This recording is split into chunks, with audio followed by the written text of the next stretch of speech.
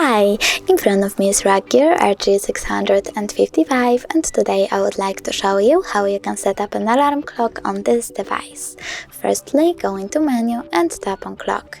Then click on this icon at the top left corner if it's not already on and tap on this blue icon over here. Now you can set up an hour and when you're done, click OK. Then tap on repeat and select days of the week. I will go with Monday, so I have to leave only white M over here, and then for example you can click on vibrate to disable or enable vibrations.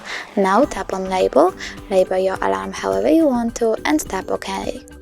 Finally, tap on this bell icon over here and then you can pick one of these melodies as your alarm sound by clicking on the chosen one and going back, but you can also tap on add new and pick music from your device.